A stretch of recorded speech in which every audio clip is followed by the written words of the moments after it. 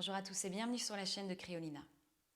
Aujourd'hui, on se retrouve ensemble pour la deuxième vidéo sur le thème Comprendre le yoga avec les sutras de Patanjali. Si vous n'avez pas vu la première vidéo, je vous la mets dans le coin de l'écran. Et sinon, on va démarrer donc avec le premier principe du premier pilier. Le premier pilier, ce sont les yamas. Les yamas, ce sont les valeurs fondatrices, l'éthique du yoga. Le fait qu'ils apparaissent en premier dans les piliers montre le caractère fondamental de la moralité dans le yoga. Voici maintenant le sutra sur ces fameux yamas. La non-violence, la vérité, le non-vol, la modération sexuelle et la non-possession sont les 5 valeurs. Les yamas décrivent comment une personne non réalisée qui souhaite atteindre le yoga doit adapter son comportement envers autrui. En effet, ces valeurs sont axées sur notre comportement dans le monde qui nous entoure. Patanjali dit que tant que nous percevons un autre et non une réalité interconnectée, alors 1. Ne blesse pas les autres. 2. Ne leur mens pas. 3. Ne les vole pas. 4. Ne les abuse pas sexuellement.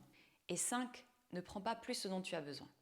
Avec la pratique de base des yamas, nous pouvons purifier notre karma et retirer progressivement les obstacles vers la libération qui sont enracinés dans une perception biaisée de l'autre.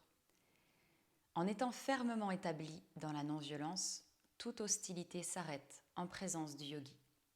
Voici donc le premier yama, ahimsa, la non-violence, qui peut être traduit par amour inconditionnel, le désir de ne pas nuire, de ne pas tuer, de ne pas accomplir de violence. Cela englobe donc la non-violence par la pensée, car c'est là où tout prend forme, la non-violence par la parole, car c'est la manifestation de nos pensées et de notre état intérieur, et aussi et surtout par les actes, car il ne suffit pas de poser des intentions, mais aussi de les respecter, de les intégrer et de les incarner au quotidien et avec tous les êtres vivants. Cela peut aussi être compris en termes de karma. Le karma, c'est les résultats à court, moyen et long terme d'une parole, d'une pensée ou d'une action. C'est un cercle vertueux. Plus nous pratiquons l'amour concret ou pratique, plus nous inspirons à faire de même, et plus nous aidons à propager cet amour au-delà de la surface et de la forme. C'est-à-dire un amour qui n'a ni de barrière pour les humains, pour les animaux ou pour tous les êtres qui peuplent la Terre. Maintenant, pour cette deuxième partie de la vidéo, nous allons méditer ensemble sur ce principe d'ahimsa, de non-violence. Pour ça, je vais vous inviter à fermer les yeux et je vais vous partager des questions auxquelles vous pourrez répondre dans votre tête et voyez quelle réponse émerge le plus spontanément. Le rythme sera assez rapide étant donné que c'est un format court, donc vous pourrez revenir à certaines questions par la suite si vous le souhaitez. Prenez une bonne inspiration longue et profonde.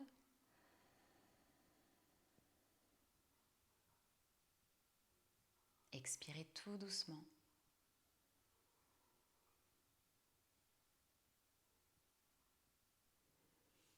Et voyons maintenant comment je réponds à mes besoins principaux. Si mes besoins principaux sont se loger, se nourrir et aimer, comment est-ce que je vis?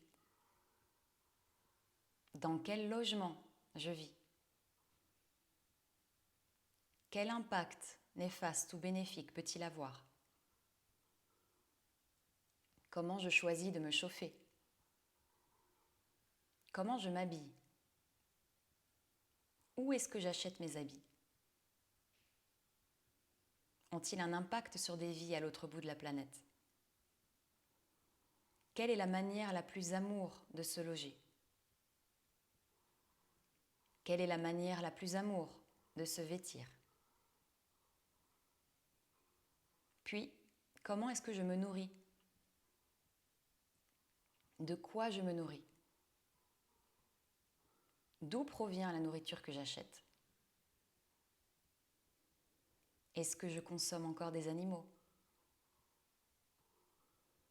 Est-ce que consommer des animaux et leurs produits cause de la souffrance ou de la violence? Quel est l'impact sur la Terre et tous les êtres qui la peuplent? Quelle est la manière la plus amour de se nourrir? Ensuite, comment est-ce que je prends soin de moi? Quels sont mes loisirs? Quels sont mes voyages? Quels en sont leurs impacts? Quelle est la manière la plus amour de se déplacer? Quelle est la manière la plus amour de se divertir? Et enfin, comment je dépense mon argent au-delà de ça?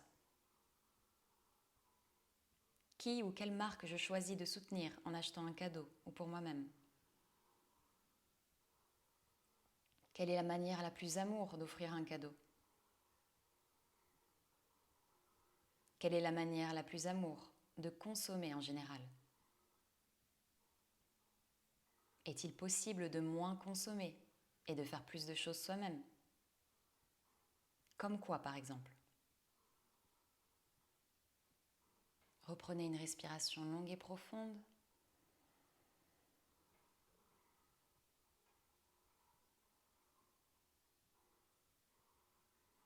Doucement, vous pourrez ouvrir les yeux. Et je vous invite à partager dans les commentaires une des réponses qui vous a le plus interpellé.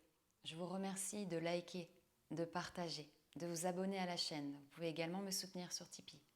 Je vous dis un grand merci et à bientôt pour une prochaine vidéo. En attendant, prenez bien soin de vous et de tous les êtres. Telle est la voie du yoga.